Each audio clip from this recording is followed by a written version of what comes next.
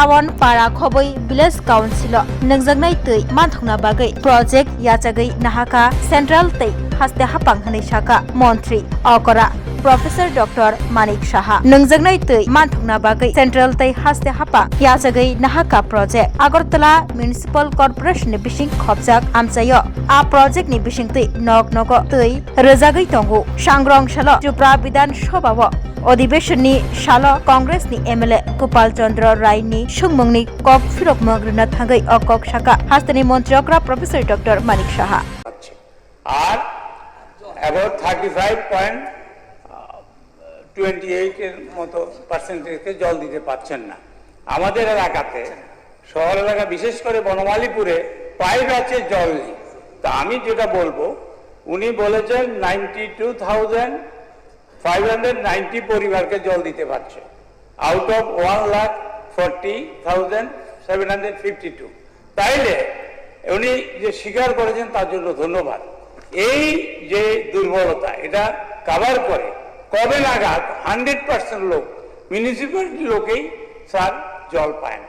আর দেখা যাচ্ছে আপনি তো অভিজ্ঞ আপনাদের এখানে প্রতিদিনই দেখি জল দাও বিদ্যুৎ দাও শুধু আন্দোলন চলছে উত্তরটা হলো কবে নাগাদ 100% আগরতলা পুরবাসী যেহেতু ট্যাক্স দিয়ে থাকে একটা কথা স্যার হাওড়া নদীর ওইটা তো জলের কথা না বললেই হয় জল নেই আর এখানে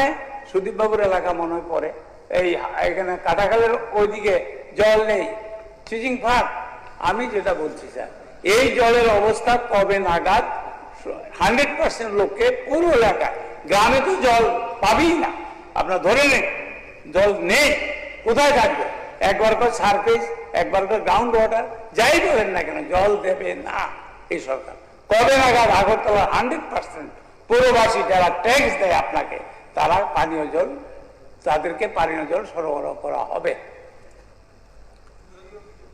মাননীয় অধ্যক্ষ মহোদয় আচ্ছা এই প্রশ্নটাই কিন্তু শেষ মাননীয় অধ্যক্ষ মহোদয় জলই জীবন আমরা আপনি প্রায়ই বলেন নো ডাউট সবাই এটা জানে এবং জলের ব্যাপারেও আমাদের যে পরিকল্পনা এবং বিভিন্ন সময়ে যে চিন্তা ভাবনা আপনারা দেখছেন যে আমাদের মাননীয় প্রধানমন্ত্রীর থেকে শুরু করে সবাই কিন্তু এই বিষয়ে সচেতন এবং বিভিন্ন স্কিম করেছে এখানে আমার কাছে এখন যে বিষয়টা এসছে সারফেস ওয়াটার বিষয়টা নিয়ে যে বর্তমানে আগরতলা পুর নিগম এলাকায় প্রায় 13টি সারফেস ওয়াটার ট্রিটমেন্ট প্ল্যান্ট হয়ে গেছে এখানে 13টি গ্রাউন্ড ওয়াটার ট্রিটমেন্ট প্ল্যান্ট যেটা আছে সেটা বাদ দিলে সেটার সাথে প্রায় 31টি মডিফাইড আয়রন রিমুভাল প্ল্যান্ট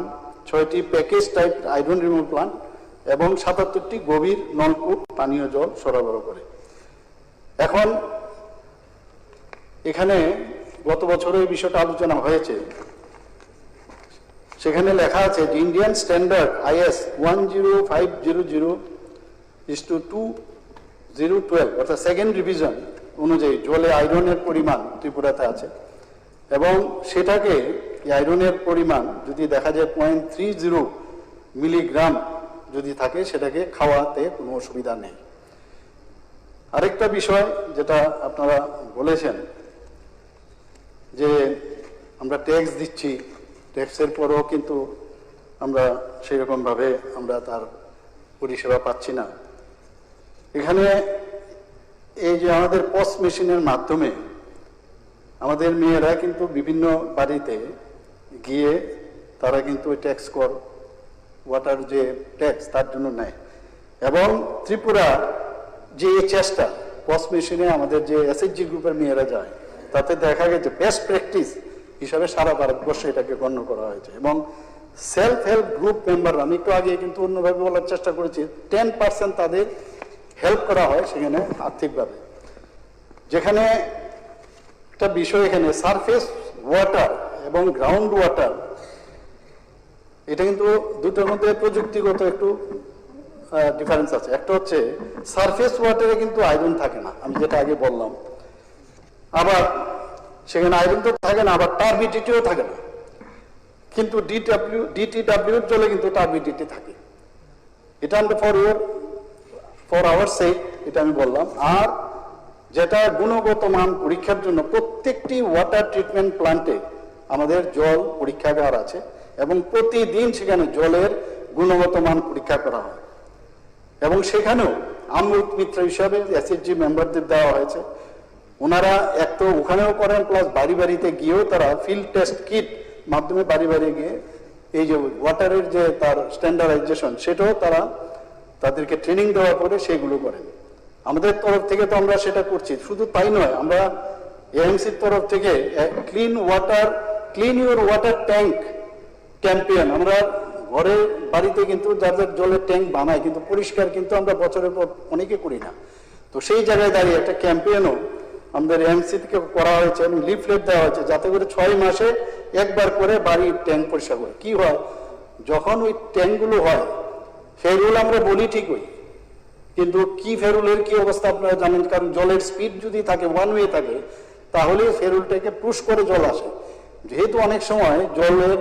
যে স্পিড কম থাকাতে ওইটা আপনি জানেন, এখানে বলার অপেক্ষা রাখে না, জল যখন আসে ফেরুল না থাকাতে এই যে ব্যাক ফ্লো হয়ে আবার জলে কিন্তু মিশ্রিত হয়।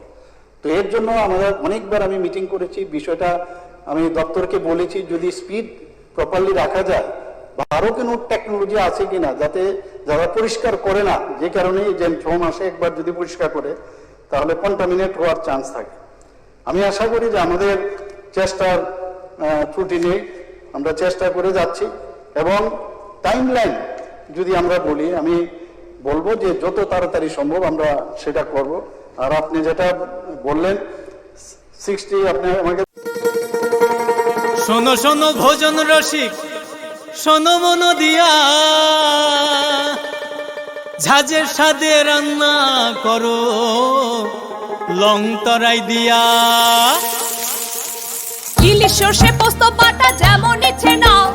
মালাই চিংড়ি মাংস কষা চেটে পুটে খাও, আহা চেটে পুটে খাও, আহা চেটে পুটে খাও।